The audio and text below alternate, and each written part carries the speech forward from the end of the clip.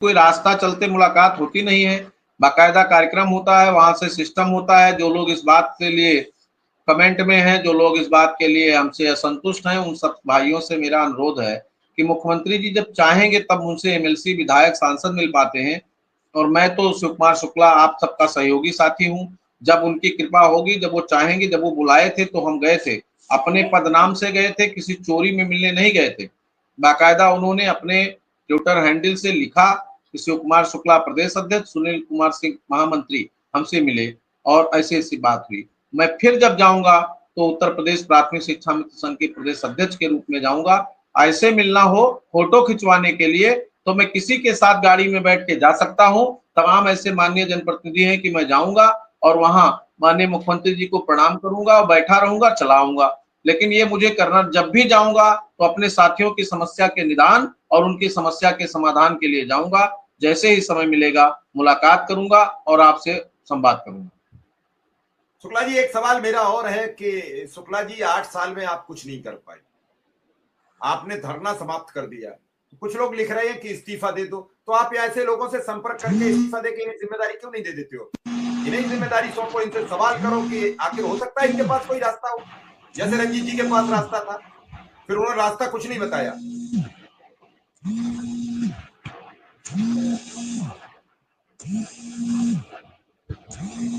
शुक्ला जी बात सुन पाए मेरी?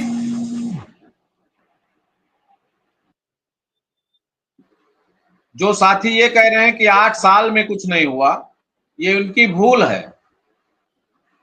एकदम उनको पता ही नहीं है।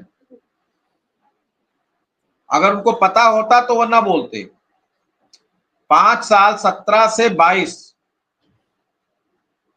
हमारे कुछ साथियों ने कहा कि शिव कुमार शुक्ला, गाजी मामाला, रमेश मिश्रा ना बोले तो हम सब करा लेंगे।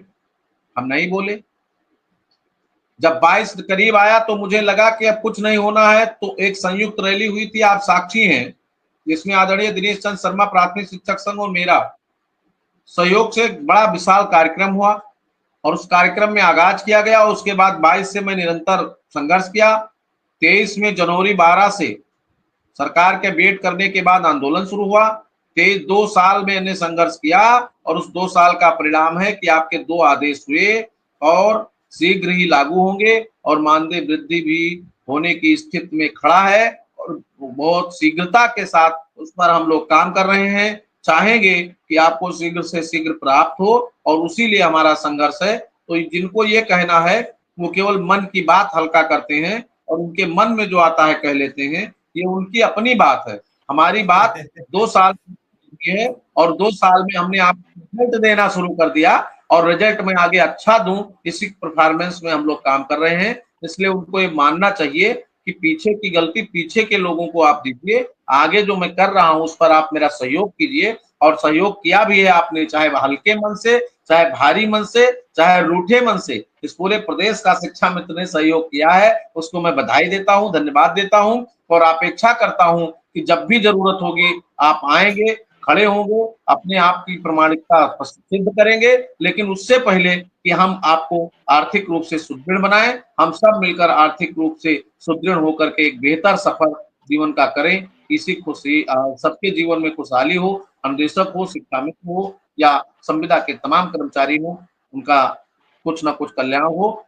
सबसे पहले शिक्षा मित्र और अनुदेशकों का संघर्ष सफल हो, इस पर मिश्रा जी हम लोगों का पूरा फोकस है। और सबको चाहूंगा कि पुनः कार्य सरकार में संलग्न रहते हुए आप धैर्य के साथ समय की प्रतीक्षा कीजिए। समय शीघ्र और बहुत जल्द और बहुत ही शीघ्रता के साथ आपको कुछ नए आयाम तक ले जाने का काम करेगा।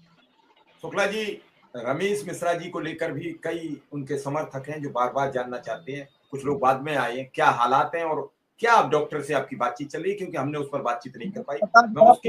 आज से भी बात हुई, हमारे संगठन के लोग भी आए थे, बातचीत हुई है। 2% 3% का कुछ हमको फायदा लगा, डॉक्टर से भी बात हुई है। तो मैं चाहता हूं कि आप सब लोग भरपूर दुआ करिए, आशीर्वाद दीजिए और सहयोग कीजिए।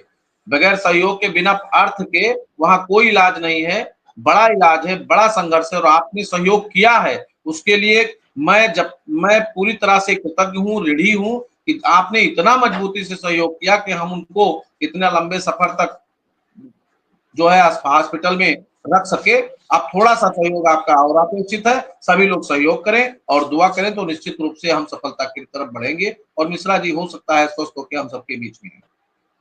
तो क्या आप बोलना चलना शुरू किया है, कुछ हद तक कुछ नया अपडेट लेकर हट गया है सर, बाईपास ऑक्सीजन हो गया है, थोड़ा हाथ पांव हिलाना आंख हिलाना शुरू हुआ है।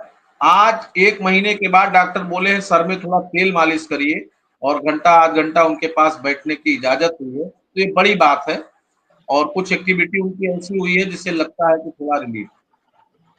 हम अभी बिल्कुल कुछ नहीं कह सकते, एक 2 से 3% की बात है, बाकी उनकी शरीर बहुत नाजुक हो चुकी है। और जिस व्यक्ति को एक सवा महीना हो गया, कोई भी खान पान, कोई भोजन जलपान ना हुआ हो, किसी तरह से ग्लूकोज के बल पर हो, कैसी स्थिति रही होगी, कोमा में हो, अपनी मनोस्थिति सही ना हो। ये तो कहिए कि स्थिति यहाँ आ गए थे तो M4 से बाहर थे, M5 में आ गए थे आईकान में,